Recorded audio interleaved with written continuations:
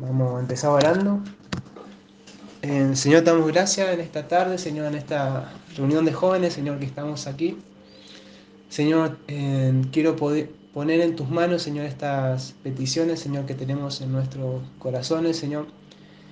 Primeramente quiero pedirte por mi hermano Luis, Señor, que está internado, Señor, que está enfermo, Señor, con neumonía. Te ruego, Señor, de que tu mano esté sobre él. Señor, que realmente tú seas el que sane, Señor, su enfermedad o su malestar, Señor. Que tú sanes su corazón, su mente, Señor, y ayúdalo, Señor, a que él, si es que tiene algo, Señor, que se pueda recuperar, Señor.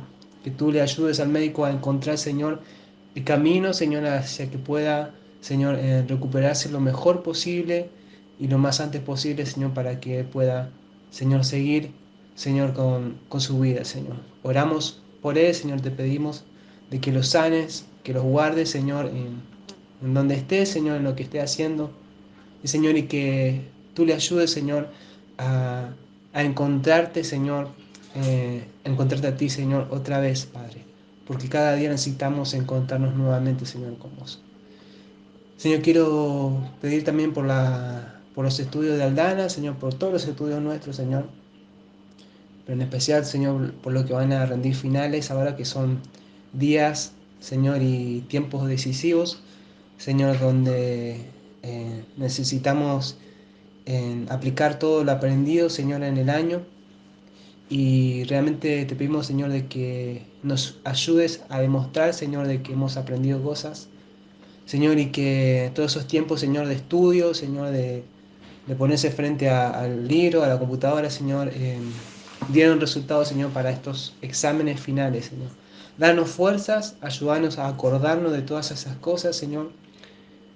Danos claridad en nuestra cabeza, en nuestra mente, para que podamos rendir, Señor, bien, Señor, y sepamos lo que estamos escribiendo, lo que estamos contestando, Señor. Y que podamos ir creciendo, Señor, y avanzando, Señor, y no quedarnos, Señor. No quedarnos atrás, Padre. En el nombre de Jesús te doy gloria y honra. Bendigo esta reunión de jóvenes, Señor, que empieza ahora, Señor, en este día. En el nombre de Jesús. No sé si ustedes quieren orar también, ¿no? Amén, Señor.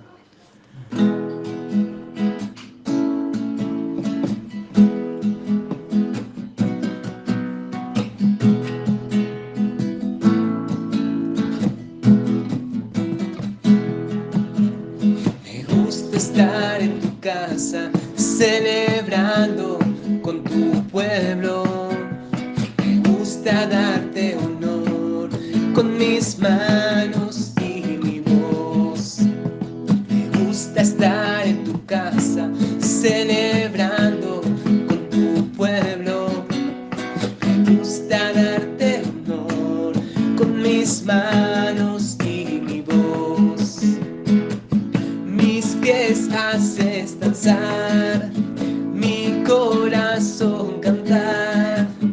Me das razón para gozar, gozar.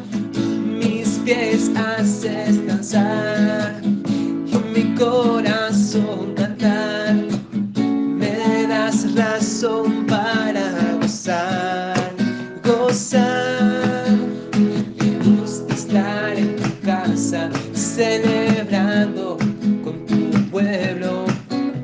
Me gusta darte honor con mis manos y mi voz. Me gusta estar en tu casa, celebrando con tu pueblo.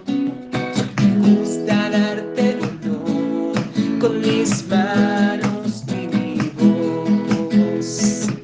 Mis pies haces danzar, mi corazón cantar.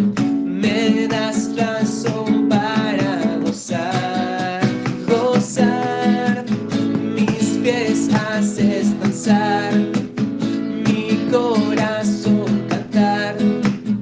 Me das razón para gozar, gozar. Me gusta estar en tu casa, celebrando con tu pueblo.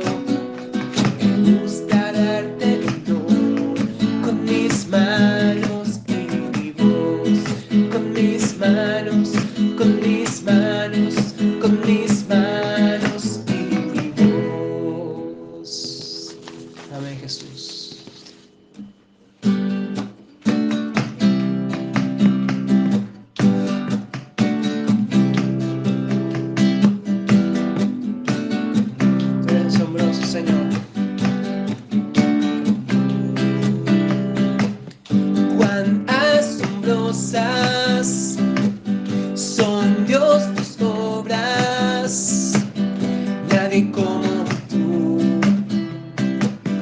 nadie como tú. Te proclamamos Rey soberano, nadie es como tú, nadie como tú, porque grandes son tus obras, grande es tu poder. El cielo, la tierra y debajo de ella declaran, tú eres Rey, porque grandes son tus obras, grande es tu poder. Los cielos, la tierra y debajo de ella declaran, tú eres Rey, tú eres Rey, tú eres Rey, tú eres Rey, tú eres Rey. Cuán asombrosas son Dios tus obras, nadie como tú, nadie como tú. Te proclamamos Rey soberano, nadie como tú, nadie como tú, porque grandes son tus obras, grande es tu poder. El cielo, la tierra y debajo de ella declaran, tú eres Rey, tú eres Rey, tú eres Rey, tú eres Rey, tú eres Rey, tú eres Rey, tú eres Rey, tú eres Rey, tú eres Rey. Sí, Señor. Amén, Señor. Te seguimos adorando y te seguimos bendiciendo, Señor. Soy tu hijo, Abba Padre, tú eres suficiente para mí. Camino de tu mano y confío en ti. Tú eres mi principio y mi fin. Soy tu hijo, Abba Padre, tú eres suficiente para mí. Camino de tu mano y confío en ti. Tú eres mi principio y mi fin.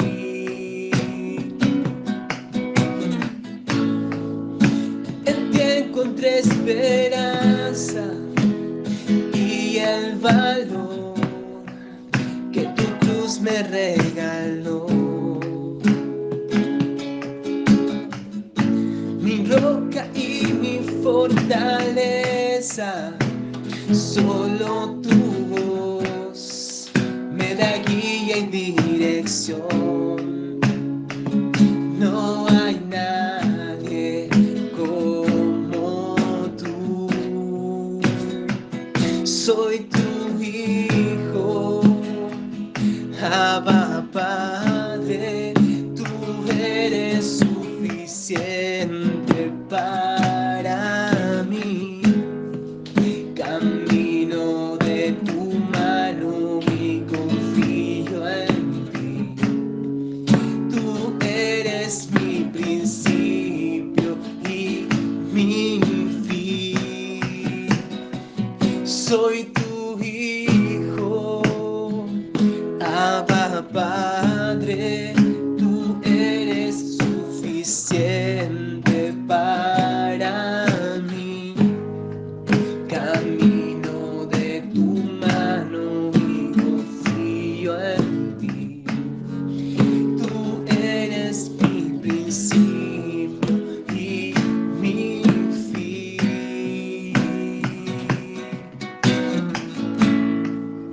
Jesús. Tú eres nuestro papito, Señor. En ti confiamos, Señor. En ti descansa, Señor, nuestro corazón y nuestro espíritu, Señor. Nuestra fuerza, Señor. Amén, Jesús. Tú eres el principio y el fin, Señor. El alfa y la omega, Señor, como dice la canción.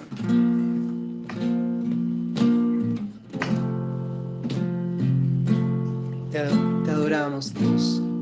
Nuestro Padre misericordioso y grande, Señor.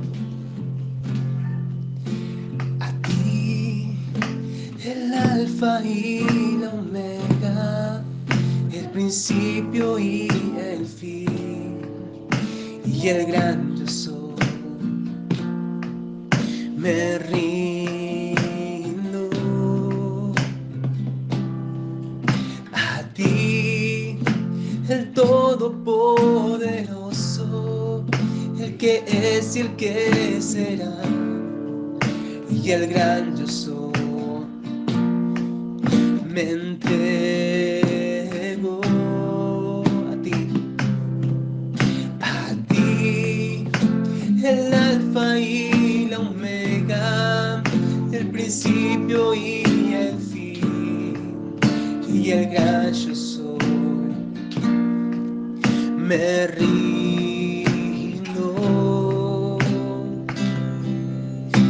a ti, el Todopoderoso, el que es y el que será, y el gran yo soy. Me entrego. Yo quiero que gobiernes mi vida. Me doy en sacrificio a ti. Yo quiero que tú ordenes mi caminar, que siempre viva en tu voluntad. Yo quiero que gobiernes mi vida. Me doy en sacrificios a ti. Yo quiero que tú ordenes mi caminar, que siempre viva en tu voluntad, que siempre viva en tu voluntad, que siempre viva en tu voluntad. Amén, Jesús. Gracias, Señor. Bueno, viernes 2 de diciembre del 2022, reunión de jóvenes. Quería empezar a leer el libro que el apóstol Pablo le mandó a los Corintios, o la primera carta que le mandó a los Corintios. En el capítulo 1 dice así: Pablo, llamado a ser apóstol de Jesucristo por voluntad de Dios, y el hermano Sóstenes, que fueron esas dos personas que escribieron esta carta a la iglesia que estaba en Corinto en aquella época, a la iglesia de Dios que está en Corinto, ¿no? En el versículo 2, a los santificados en Cristo Jesús, llamados a ser santos, con todos los que en cualquier lugar invocan el nombre de nuestro Señor Jesucristo, Señor de ellos y Señor nuestro. O sea que esta carta está dirigida a aquella iglesia de aquel tiempo, de aquel Corintio, que ya hoy en día es ruinas, quedan ruinas de ese Corinto, y a todos aquellos que invocamos el nombre del Señor Jesucristo. Nosotros invocamos el nombre del Señor Jesucristo porque estamos reunidos en su nombre,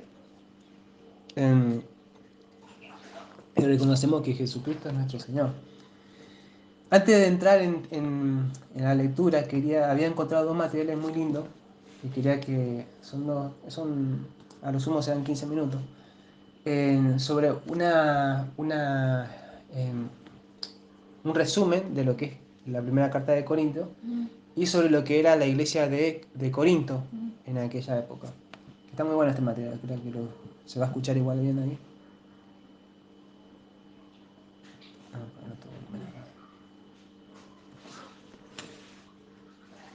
La primera carta de Pablo a los Corintios, escrita a la comunidad de una iglesia que Pablo conocía bastante bien. Esta es el resumen del libro de Corintios, es cortita. Corinto era una importante ciudad portuaria en el mundo antiguo y tenía muchos templos para los dioses griegos y romanos. Era un gran centro económico, así que Pablo fue ahí estratégicamente como misionero. Él pasó allí 1 año y medio conociendo a las personas, hablándoles acerca de Jesús, y una gran cantidad de personas se convirtieron en seguidores de Jesús y formaron una comunidad de iglesia. Puedes leer todo acerca de esto en Hechos capítulo 18. Así que después de algún tiempo, Pablo continuó su trabajo iniciando iglesias en otras ciudades y empezó a recibir reportes de que las cosas no iban bien en la iglesia de Corinto. Estaba plagada de toda clase de problemas y por eso escribió esta carta. La carta está dividida en 5 partes principales y un saludo final. Y estas 5 secciones principales corresponden a 5 problemas principales que Pablo está tratando. Así que la carta está compuesta como una colección de ensayos breves sobre diferentes temas, pero estas son las ideas centrales que unen todas las piezas. De manera que esto es lo que él hace en cada sección. Describe el problema y siempre responde a ese problema con alguna parte de la historia del Evangelio, que es la buena nueva acerca de Jesús. Y luego les muestra cómo ellos en realidad no están viviendo conforme a lo que dicen creer. Así que esta carta trata de cómo aprender a pensar sobre cada área de la vida a través de los lentes del Evangelio. De manera que empecemos y veamos cómo lo hace. En los capítulos del 1 al 4, el problema es que existen divisiones en la iglesia. Hay algunos otros maestros que han pasado por la ciudad desde que Pablo se fuera. Un hombre llamado Apolos, luego Pedro, los miembros habían elegido a sus maestros favoritos y se habían convertido en fanáticos alrededor de esos líderes, empezando a hablar mal y a faltarle el respeto a los hermanos que favorecían a otro líder o maestro. Así que la respuesta de Pablo a esto es un poco sarcástica y aguda. Él les dice, ustedes deben estar bromeando. La iglesia no es un concurso de popularidad. La iglesia es la comunidad de personas que están centradas en Jesús. Sus líderes y maestros son simplemente siervos de Jesús. Así que, aunque puedes preferir a un líder más que a otro, no vale la pena que se dividan por ello, y con menos razón que hablen mal los unos de los otros. El centro de la iglesia es Jesús, las buenas nuevas sobre quién es Él y sobre lo que Él ha hecho. En los capítulos del 5 al 7, Pablo trata con un problema relacionado al sexo. Había varias personas acostándose con otros en la iglesia. Un hombre con su madrastra y otros todavía adoraban a los dioses griegos en los templos locales, acostándose con las prostitutas que trabajaban ahí. Y no solo eso, sino que había personas en la iglesia que decían que eso estaba bien. Ellos decían, hey, somos libres en Cristo, la gracia de Dios no tiene fin, ¿cierto? Entonces no hay problema. Y Pablo dice que sí hay problema. Y con el Evangelio en la mano les muestra qué tan equivocada está esa forma de pensar. Él les dice, recuerden que primero que nada Jesús murió por sus pecados, incluyendo la ruina de las relaciones rotas causadas por la inmoralidad sexual. Así que, si eres cristiano, la integridad sexual es una de las principales formas en las que respondemos al amor y a la gracia de Jesús. Pablo también les recuerda que así como Jesús fue físicamente levantado de entre los muertos, nuestros cuerpos también lo serán. Lo que esto significa es que si tu cuerpo está siendo redimido por Jesús, tanto ahora como en el futuro, lo que haces con tu cuerpo sí importa. Importa mucho. Y tu cuerpo no es tuyo para que hagas con él lo que quieras. Pablo está siendo muy claro. Ser un seguidor de Jesús involucra no comprometer tu integridad sexual. En los capítulos del 8 al 10, el problema es sobre la comida.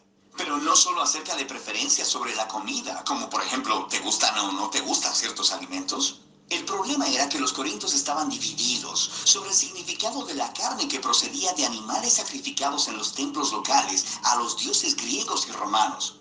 Y había una división entre los cristianos judíos y los no judíos sobre cómo responder a este problema. Y una vez más, Pablo apela a algunas de las ideas centrales del Evangelio. Él dice que, antes que nada, nuestra lealtad es a Jesús como Señor y no a otros dioses.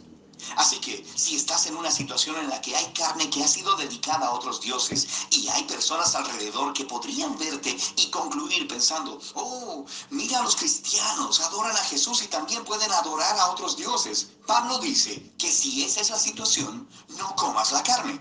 Tu lealtad es a Jesús. Deberías amar a esas personas más que a ti mismo y no confundirlos. Pero Pablo rápidamente complementa esta idea y dice, escuchen, como cristianos creemos que Dios es el creador de todas las cosas, incluyendo ese animal. Y creemos que los ídolos del templo son solo pedazos de madera y de piedra. Así que si no hay nadie alrededor tuyo que malinterprete tus acciones y tienes hambre, come. Como nueva persona en Cristo, eres libre de seguir tu conciencia en estas situaciones debatibles. ¿Qué hace que esté bien comer en una situación y no en la otra? El principio central es el amor. El amor se negará a sí mismo y buscará el bien de los demás. Y el amor de Dios, está en el centro del Evangelio. Amor es lo que Jesús hizo cuando murió por nosotros. Así que Pablo dice que eso es lo que los cristianos deben hacer por otras personas. En los capítulos del 11 al 14, Pablo continúa y ahora lidia con los problemas en la reunión semanal de adoración. Había algunas personas que estaban teniendo experiencias espirituales muy poderosas en la reunión. Así que empezarían a hablar en lenguas desconocidas en voz alta. Había otras personas que empezaban a compartir una enseñanza o una palabra del Señor, y luego alguien se pondría de pie y los interrumpiría porque también querían compartir algo.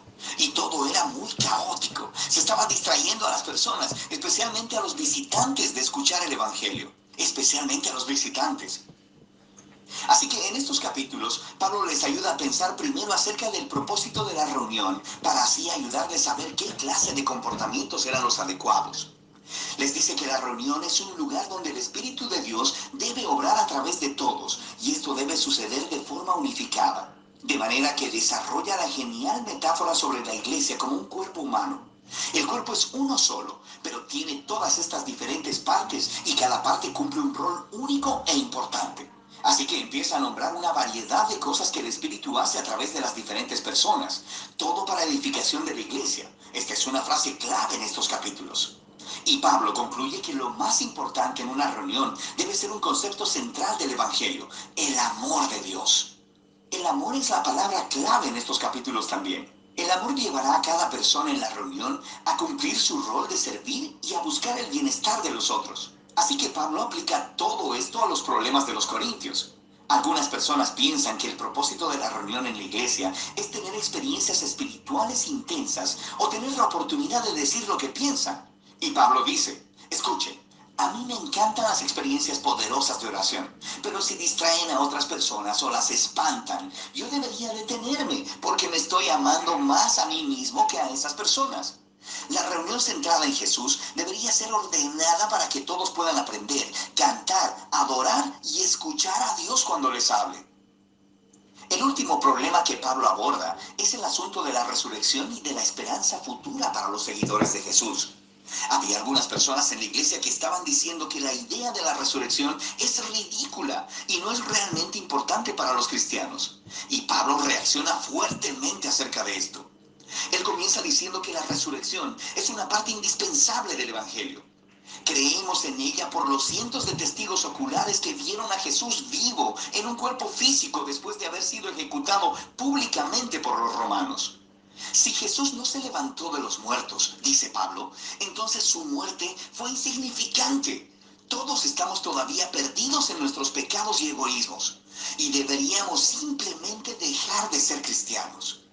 Luego, Pablo muestra en detalle cómo la resurrección fue la victoria de Jesús sobre la muerte y la maldad, y cómo es una fuente de vida y poder para nosotros ahora en el presente, y cómo es una promesa de esperanza futura para todo el mundo. Es debido a la resurrección que tenemos una razón para unirnos alrededor de Jesús. Es la razón por la que tenemos una motivación para la integridad sexual. Es la fuente de poder para amar a otras personas más que a nosotros mismos. Y al final de todo, es nuestra esperanza para la victoria sobre la muerte. Así que Pablo concluye, creemos que Jesús fue levantado de entre los muertos, lo que significa que el Evangelio no es solo consejos morales o una receta para la espiritualidad privada. Es un anuncio acerca de Jesús, quien abre una realidad completamente nueva. Y de eso se trata Primera de Corintios. Ver cada parte de la vida a través de los lentes del Evangelio. Bien. Bueno, no sé si tiene algún comentario, algo que quiera aportar. En resumen, algo No, que está bien. puedas decir que entendiste en general de lo que habla Corintios. Ahora igual nos vamos a adentrar, pero en general fue un resumen. Sí, no, separa en los cinco problemas que él veía que tenía la iglesia de Corinto. Y cómo tratar ver el problema y cómo tratar cada tema. Al punto de vista de cada tema. Corinto es una antigua ciudad que ya hoy en día no existe más. Lo que quedan son las ruinas que quedaron creo que está cerca de Grecia, no sé exactamente bien el lugar de decirlo, pero está todavía en las ruinas.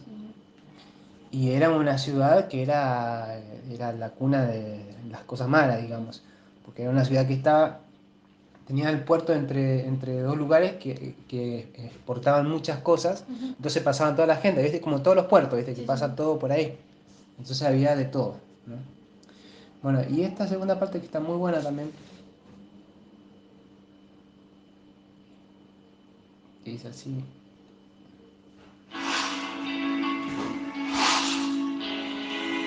Acá va a ver, en este video que hizo este chico, ya se ven las ruinas de hoy en día cómo están. Hoy en este día quiero compartirte lo que son unos datos muy importantes acerca de la iglesia de Corintios. Así que quédate con nosotros y descubre más acerca de los estudios de la palabra de Dios. En esta epístola deseamos ver, en primer lugar, a quién fue dirigida y las circunstancias que rodearon la escritura de la misma. La carta fue dirigida a la iglesia de Corintio. Pablo la escribió desde Éfeso en los años 55-57. Corintio era el lugar más pecaminoso de todo el imperio romano en los días del apóstol Pablo. Se le ha llamado el Bazar de la Vanidad. Está localizada a unos 70 kilómetros de la ciudad de Atenas, hacia el oeste, en un istmo entre Peloponeso y Grecia continental. Era una de las ciudades más florecientes de la antigua Grecia en los tiempos del Imperio Romano, con 3 puertos, dos de los cuales eran de importancia en la actualidad. En la actualidad han perdido su importancia debido a la construcción de un canal que eliminó la necesidad de hacer escala en la ciudad. En realidad esa importancia que tenía antes la perdió hace mucho tiempo. Y acá quería parar y me hacía acordar a la película de Cars. En la película de Cars había una ciudad que se llamaba El Radiador, algo Radio así, Springs, Radiador Sprint, que la ciudad quedó abandonada. ¿Por qué? Porque hicieron una ruta lejos, entonces todos ya no iban a esa ciudad. Y lo que pasó con Corinto, que se cerraron, digamos, los caminos de comercio y la ciudad quedó abandonada, es como que ya no fluyó más nada ahí y se murió la ciudad. Cuando Grecia era independiente, Corintio era la capital de la Liga de Acaya. Más tarde, en el año 196 a.C., Roma la declaró ciudad libre. En el año 146 a.C., fue totalmente destruido por el general romano Lucio Mumio. Sus tesoros fueron llevados a Roma y permaneció en esa condición por un siglo. 100 años después fue reconstruida por Julio César. Eso tuvo lugar en el año 46 a.C. y la ciudad recobró todo su antiguo esplendor. Estaba localizada en el istmo que ya hemos mencionado y el comercio del mundo entero pasaba prácticamente por los 2 puertos de Corintio. En los días del apóstol Pablo tenía una población de 400.000 habitantes. La población estaba formada por gente de procedencia griega, de judíos, italianos y muchas otras nacionalidades. Marineros, negociantes, aventureros y refugiados de los 4 puntos cardinales del Imperio Romano deambulaban por sus calles. Aquí tenía lugar una especie de feria de la vanidad. Los vicios procedentes del oriente y del occidente se unían a este lugar y contribuían a la degradación humana de la ciudad. Hasta la misma religión era usada para propósitos indignos. Se había edificado a la diosa griega de la belleza y del amor, Afroditas, o Venus según el nombre romano, un magnífico templo en el que miles de sacerdotisas servían en una adoración vil e inmoral. Esas llamadas sacerdotisas pues no eran otra cosa que prostitutas, porque el sexo era allí una religión.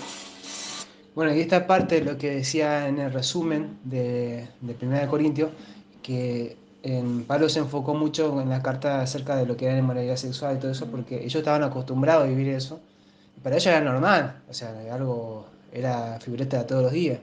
Entonces, para poner en orden, él habló específicamente sobre la comida, sobre el sexo, y sobre un montón de cosas, cómo guardarse, ya que nosotros somos rescatados por el Señor.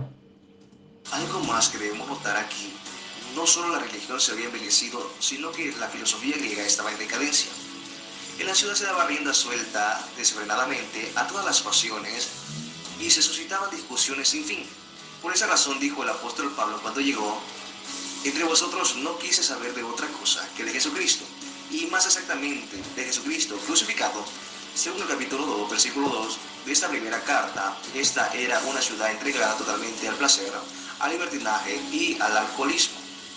En el Imperio Romano habían inventado una palabra nueva, que era corintianizar. Cuando uno se había corintianizado, quería decir que había alcanzado el límite de la bajeza moral. En este contexto de confusión de Corintio, el apóstol Pablo predicó el Evangelio, fundó ahí una iglesia y más tarde recibió 2 cartas. Llegó a esta ciudad en su segundo viaje misionero y en este lugar terminó su tercer viaje misionero. En los Hechos capítulo 18, versículo 1-18, se nos presenta el relato de los 18 meses pasados en Corintio. Allí conoció a Aquila y a Priscila. Ellos habían tenido que abandonar Roma debido a un edicto de Claudio, el emperador romano. Uno de los escritores romanos nos informa que la razón por la cual debieron salir eran los disturbios causados por la persecución contra los judíos en Roma. Ahora, cuando Pablo llegó a Corinto por primera vez, predicó en la sinagoga y, como solía ocurrir, se produjo un tumulto. Pablo estaba generalmente implicado en desórdenes públicos o en movimientos de renovación en los lugares que visitaba, y Corintio no fue una excepción. En su tercer viaje misionero se quedó en Éfeso por un prolongado periodo y ahí llevó a cabo una labor extraordinaria en su trabajo misionero. Esa zona probablemente fue la más evangelizada. Sin embargo, ello provocó ciertos malestares de los corintios, ya que ellos eran creyentes muy recientes en la fe cristiana y estaban presionando a Pablo para que los visitara. Aparentemente, Pablo les escribió una carta para corregir algunos de los errores que habían aparecido en esa iglesia. Ellos, por su parte, le escribieron formulándole preguntas sobre temas de cuestiones políticas, religiosas, asuntos domésticos, la moralidad y el paraíso. Pablo, pues, le respondió por medio de una carta que aparentemente no nos llegó a nosotros. La carta que siguió después a los informes que le llegaron es la que conocemos como Primera de Corintios y la que vamos a considerar en nuestros estudios. Más adelante vemos que Pablo escribió una segunda carta a los Corintios.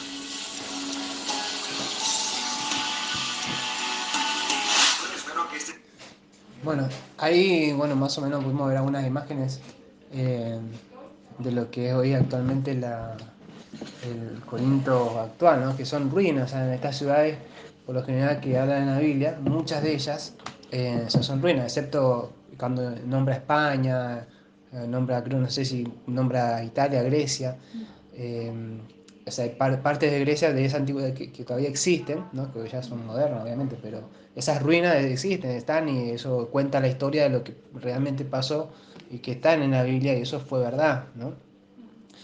Y bueno, acá más que nada lo que quería en la introducción es decirle, o sea, a quiénes fue enviado, digamos, esa carta. No fue enviado a que eran super santos, todo lo contrario, fue mandado a gente que sí fue apartada para el Señor, pero que vivía en una ciudad que tal vez era mucho peor que ahora, ¿no? Porque habían otras leyes y otras formas de vivir, ¿no? Bueno, ahí vuelvo a leer la primera parte, así hacemos la introducción. Pablo, llamado a ser apóstol de Jesucristo por la voluntad de Dios, y el hermano Sóstenes. Acá otra cosa que quiero aclarar es que, bueno, Pablo por lo general es el que dicta y Sóstenes es el escritor, el que describe la carta, no por eso dicen que envían los dos, o el ayudante, digamos, de Pablo.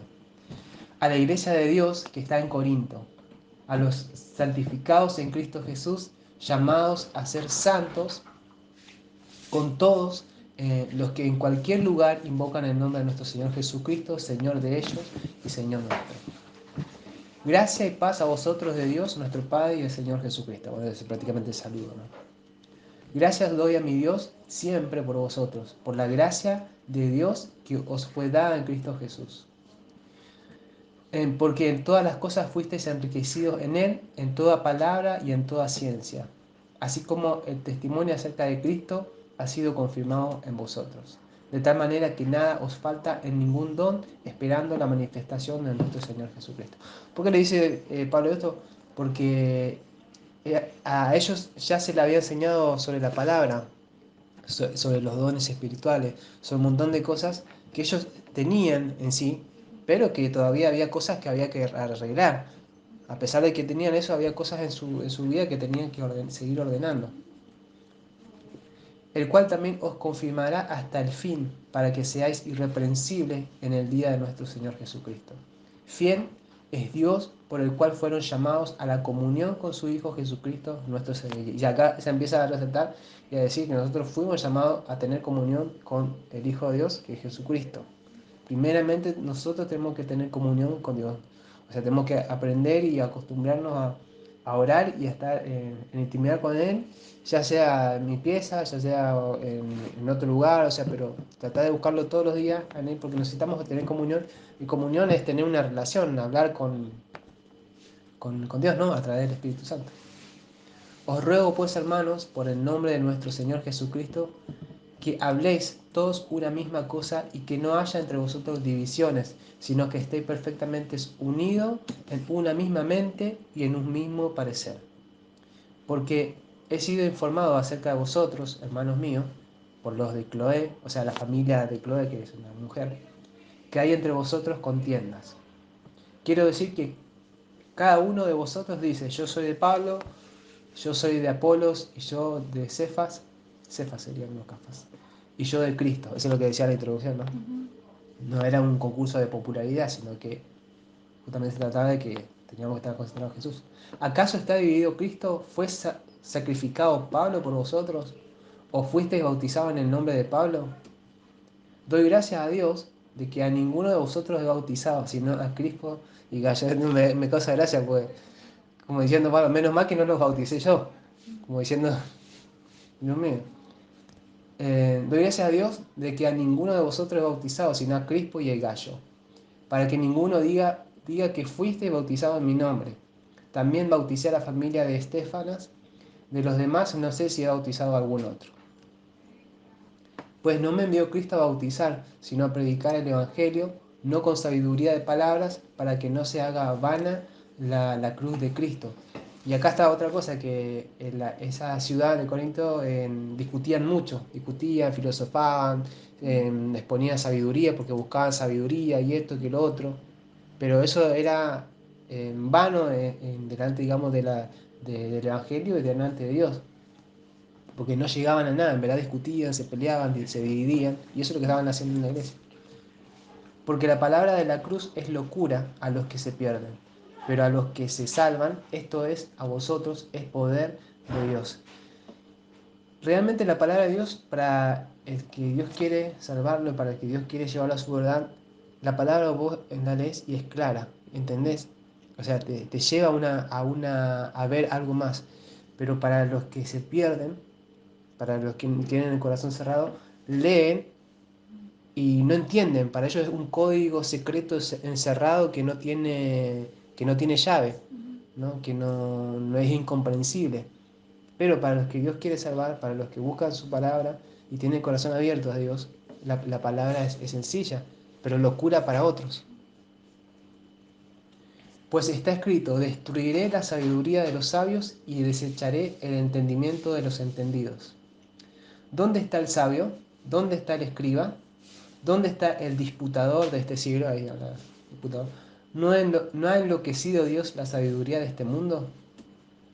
Pues ya que en la sabiduría de Dios el mundo no conoció a Dios mediante la sabiduría, agradó a Dios salvar a los creyentes por la locura de la predicación. O sea, no por ser sabios, inteligentes, superdotados, Dios nos escoge ni vamos a conocer a Dios, sino que justamente la sabiduría que Dios puso en la antigüedad para que lo conozcamos, para que vivamos bien, no le sirvió al hombre, o sea, lo despreció.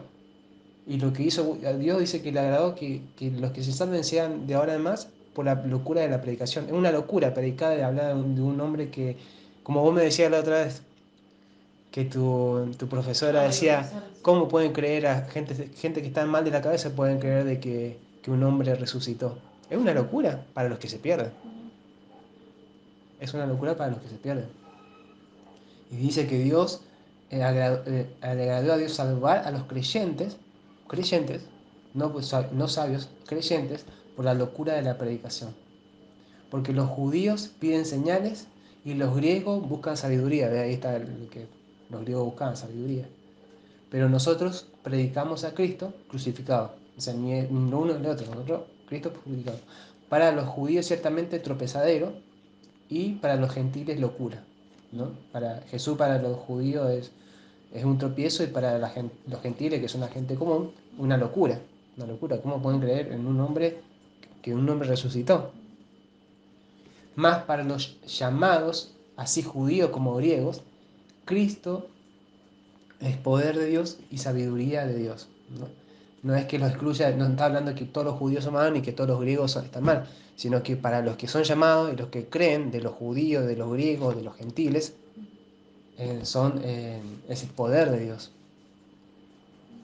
Porque lo insensato de Dios es más sabio que los hombres. Durísimo ahí. O sea, por más sabio que nosotros seamos, que nos creamos, lo menos para Dios. Y lo más débil de Dios es lo más fuerte que los hombres. Pues mirad, hermanos, mirad vuestra vocación. No sois muchos sabios según la carne, ni muchos poderosos, ni muchos nobles. Es lo que Pablo está diciendo a la hermana iglesia. ¿No? Mírense, no son ni muy sabios, ni poderosos, ni nobles, sino que lo necio del mundo escogió Dios para avergonzar a los sabios, y lo débil del mundo escogió Dios para avergonzar a los fuertes. Y por más sabio que uno se pueda ser estudioso y creerse muy inteligente o creerse muy fuerte, cuando vaya delante de la presencia de Dios y quiera jactarse eso, va a decirle Dios, no, yo no te elegí a vos, disculpa, ni por tu fuerza ni por tu sabiduría. Yo elegí a los que son más débiles y los que son más insensatos, para que queden en vergüenza los más fuertes, para que no se jacten delante de Dios. Y lo vil del mundo y lo menospreciado escogió Dios, lo que no es, para deshacer lo que es, a fin de que nadie se jacte en su presencia. Mas por Él estáis vosotros en Cristo Jesús, ¿no? Por Dios, al cual nos ha sido hecho por Dios sabiduría, justificación, santificación y redención. O sea, no es por nuestro propio mérito de sabiduría, de fuerza, o que nosotros hacemos bien las cosas, sino que por Cristo, Dios, o sea, a través de Cristo nosotros tenemos sabiduría, tenemos justificación, nos santificamos y somos redimidos, somos salvados. A través de Jesucristo, porque Él hizo el trabajo, eh, trajo la sabiduría, trajo la justificación, trajo la santificación y trajo la salvación. O sea, en Él está, de Él podemos tomar todo eso. Para que, como está escrito, el que se gloríese en el Señor. Y bueno, acá no sé si quieren hacer un comentario o algo. Sí, recordar que la familia o en Corintio y en Grecia y en Roma estaba en auge lo que era la filosofía. Entonces todo el tiempo estaban eh, filosofando, discutiendo por temas nuevos y eso es algo muy propio de la época. De la época de los griegos. Y justamente por eso habla mucho Pablo del tema de la sabiduría, que Dios escogió a los más insensatos para avergonzar a los sabios, pero ¿en qué sentido? De que no te escoge a Dios por tu sabiduría, sino que al contrario va a escoger a insensato y a través de Jesucristo lo va a hacer sabio. Bueno, esto quería leer lo que es en la parte en Corintios y quería también leer esta, que está en Lucas capítulo 6, que estas son palabras de Jesús, ya son palabras mayores.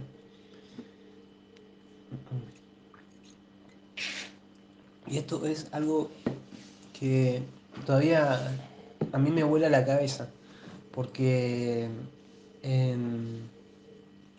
¿cómo puede uno vivir estas cosas que dice Jesús? Es muy difícil.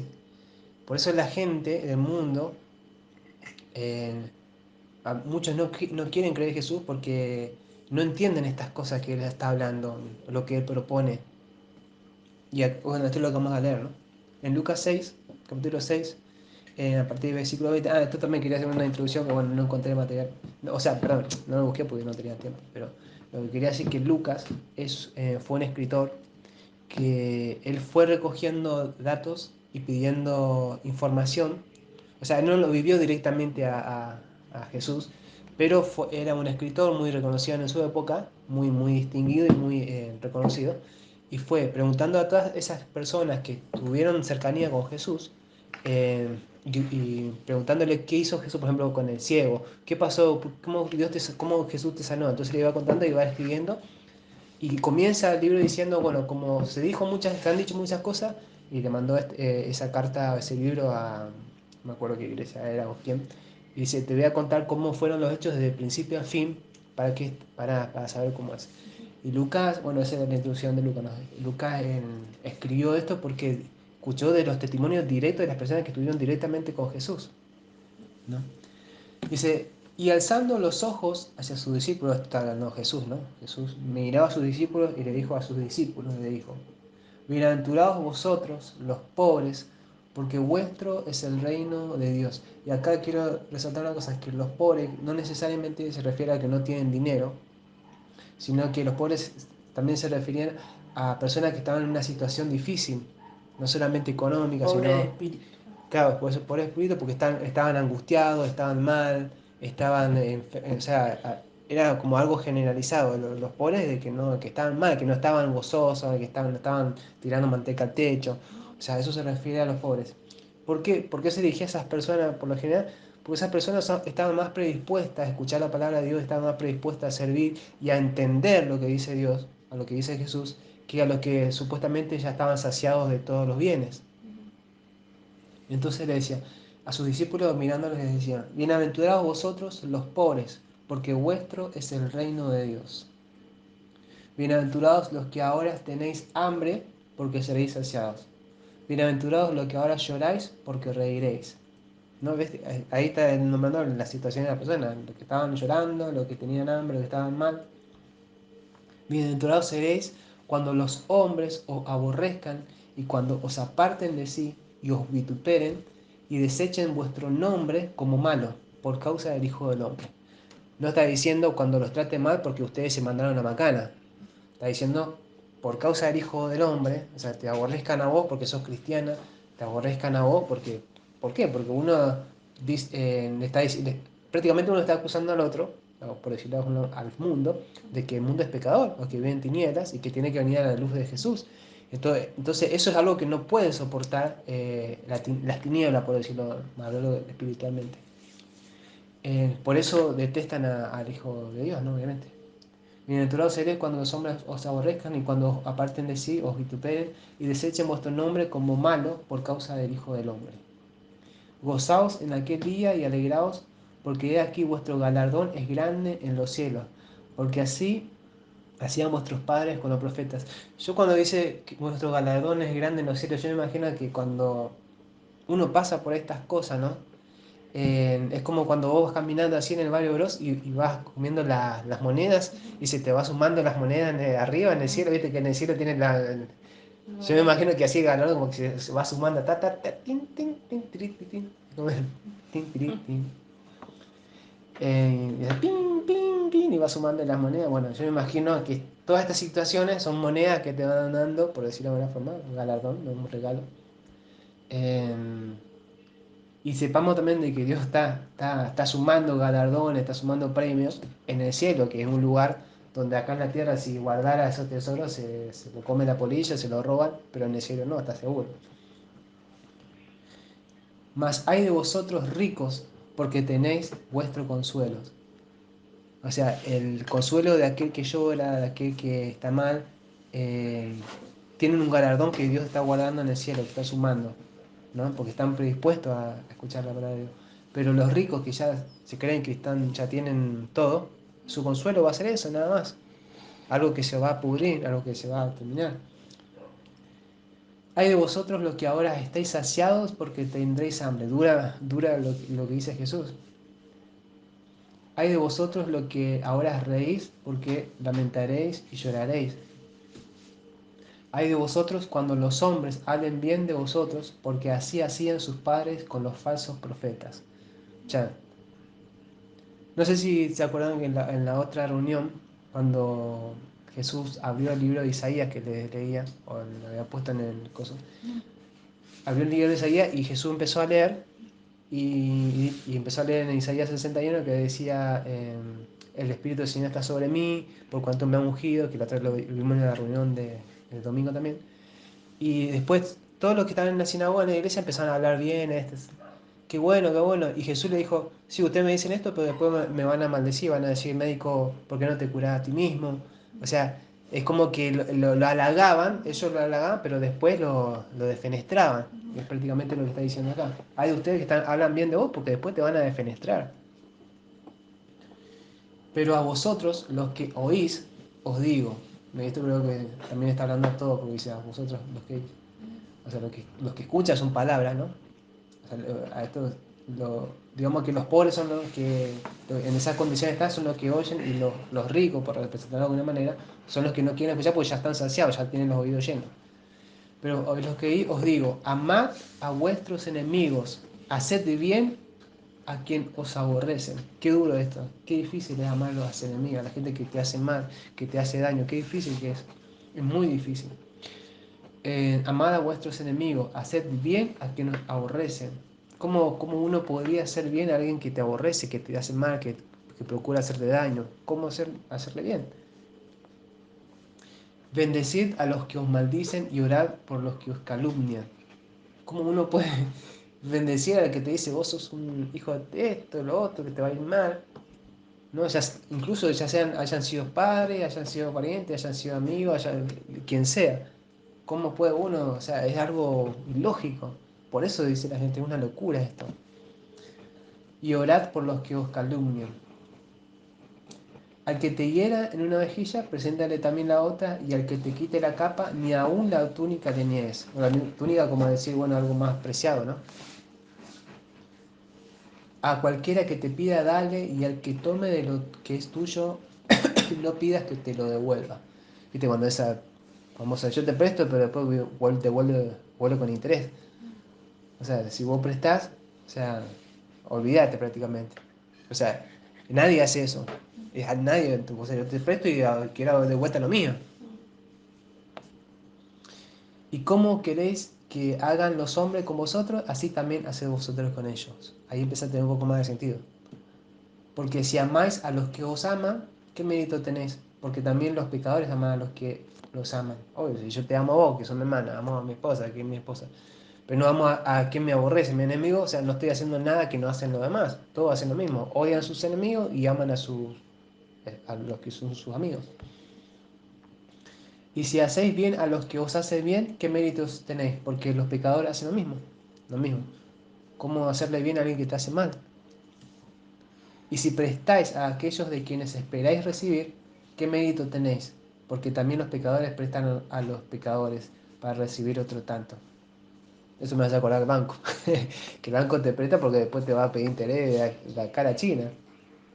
Entonces, si yo presto a quien sabe a quien sé que me va a devolver, no estoy haciendo nada que no hacen los demás. Estoy haciendo lo que hace todo el mundo, ¿no? Se está asegurando, pide garante. Amad pues a vuestros enemigos y haced bien y prestad, no esperando de ello nada. Acá está. O sea, decirle chao. Y será vuestro galardón, y ahí tinti, las moneditas de vuelta diciendo, grande, y seréis hijos del Altísimo, y seréis hijos del Altísimo, o sea, prácticamente como una entrada, como un documento, un sello. Y así seréis hijos del Altísimo porque Él, o sea, Dios, es benigno con los ingratos y malos. Dios es bueno incluso con los malos o los que son desagradecidos. O sea, una vez se pone a pensar y dice, ¿cómo este tiene todo? Dios es bueno. Con los ingratos, que son mal agradecidos, los malos, y con la gente buena que hace bien también.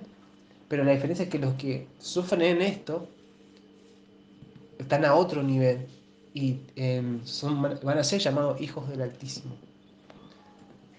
Y eso va a ser realmente un gran nombre para esta gente. Y la creación misma está esperando la manifestación de los hijos de Dios. Esa cosa no se habla, pero bueno, no, veis. Después, perdón, sed pues misericordiosos como también vuestro Padre es misericordioso. Y acá está, digamos, el resumen de todo. Tenemos que ser misericordiosos como también vuestro Padre que está en el cielo es misericordioso. Dios es misericordioso, bueno, entonces yo tengo que tratar de ser misericordioso. Dios es benigno con los ingratos y con los malos, y yo tengo que ser benigno con los ingratos y con los malos. Es una locura lo que dice Dios, es lo que dice Jesús. Pero gracias al poder de su Espíritu Santo nosotros podemos lograr eso. Es difícil. Y para nada es ponerse en una posición de pobrecito. Al contrario, el que puede amar a su enemigo tiene una fuerza descomunal. El que puede prestar a quien no te va a devolver tiene una fuerza de voluntad descomunal. O sea, va en contra de sus principios incluso. De su principio humano de querer proteger lo tuyo, de querer darle un puñetazo al que te odia, de maldecir al que te maldice, de devolver mal por mal. Y de esta forma nosotros vamos a ser llamados hijos de Dios. Así que prácticamente quería leerlo a partir de 1 de Corintios porque fue la segunda misión de Pablo y muchas cosas de lo que pasaron en aquella época pasan hoy en día en la iglesia, dentro de la iglesia y esto más que lo que habló Jesús más personal, digamos. Así que no sé si usted quiere agregar algo a lo que dijo Jesús, a esta enseñanza. ¿No? Bueno, y la verdad que el mundo quiere tapar esto justamente porque nadie hoy en día quiere dar el brazo a torcer. Nadie va a amar a su enemigo, al contrario, todos se dan con todo, con toda la artillería, todos se odian, se maldicen, hablan mal. Pero nosotros no tenemos que hacer eso, nosotros tenemos que tratar de amar a nuestros enemigos, prestar a los que no te van a devolver y aprender también a frenarse y dar la otra mejilla cuando tenés que darlo. Y es lo que Jesús nos está pidiendo. O sea, es difícil, pero no imposible. Y yo creo que si Jesús lo dice es porque podemos hacerlo.